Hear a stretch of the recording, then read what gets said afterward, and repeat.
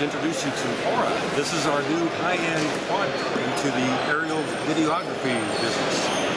The unique thing about this is the transmitter. The transmitter is all self-contained. Everything that you need is in. You don't have to buy any waypoint stations. You don't have to buy a separate monitor for video. You don't have to do.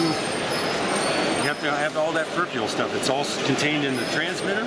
Street price will be in the neighborhood of around $1,500 to $2,000 depending on what you want to get. We have different options with a 2-axis or a 3-axis gimbal. One of the cool features of it is our waypoint system, where you touch on the waypoint and you say, all right, I want to start there and I want to go here. And then I want to go here and I want to go here and I want to go here. Okay? Once that's done, you log it all in, you hit the start button, and it'll automatically take off and go out on its own, complete its mission, come back and land at your feet. One of the other features is what we call a point of interest, which you can take one particular spot like a house or whatever you want to film. The quad will take off and it'll orbit around the house with its nose in, so using these two particular dials, you can control the camera while the quad is flying. Excellent. It's very unique, very unique. And I understand it has 32 waypoints, so you can program quite a bit. Exactly. 32 waypoints, and you can also scroll your waypoints. It doesn't have to be particular points. You can actually take your finger and scroll along the flight points. Okay. Now, I know that your little FPV Proto X has a recorder in the transmitter and a recorder in the unit. Is there any recording? This one's all recorded, self-recorded in the transmitter itself. Okay. Onto a memory card or self-contained memory? It's on a memory card. Okay. Excellent. That's what you want. Okay. Thank you. Now, demonstration flying. Okay, to arm it, it's really easy. You just pull both sticks down in the corner. It'll start spooling up. And once it's stabilized, you get everything up and going, you just basically add the throttle, and then you'll see, once I come off the ground here, I'm not even touching it. All I'm doing is adding the throttle, and I'm going to let go of the throttle, and there it is. It's stationary, it's airborne on its own. Now, I don't have the GPS hold or the GPS indoors. Because we're indoors, so I'm just flying it by manual, just with the stabilization system on it. And like I say, as you can see, even by itself, manually, it's very, very stable. There's a little bit of a wind current blowing around in here. So I can feel it. Yeah. So, and it can be whatever you want it to be. It's very stable. I'll bring it over here too, so you can see what it's doing.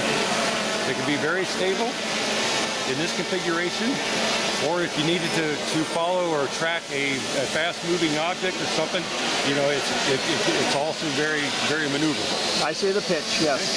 Now, if you look at the camera on the bottom of it, as it pitches, you can see the 3-axis gimbal in effect. See, the camera is still staying horizontal and stable. Yep. So it's really quite a nice machine.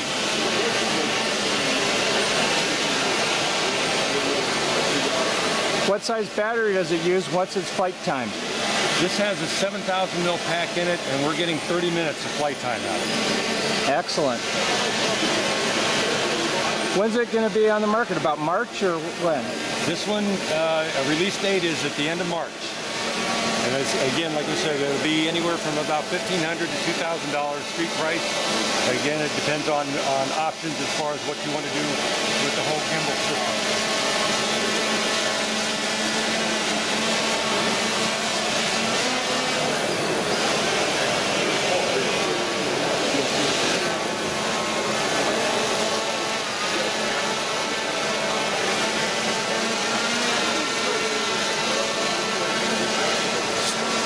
Really easy to fly, super stable.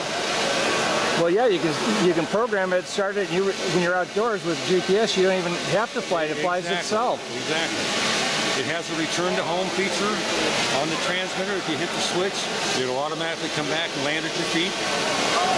It has another feature in there that you can turn the GPS coordinates off, where if it's out flying its course, you can turn it off, bring it back, fly it manually to wherever you want to go if you see something else that you need to film, and then turn around, hit the GPS back on, turn the GPS back on, and it'll return to its previous position in the course. Okay. Well, Frank, I thank you for giving this flight demonstration. I know you're going to land, and then I'll have you fly just a little bit more and get some stills. Okay.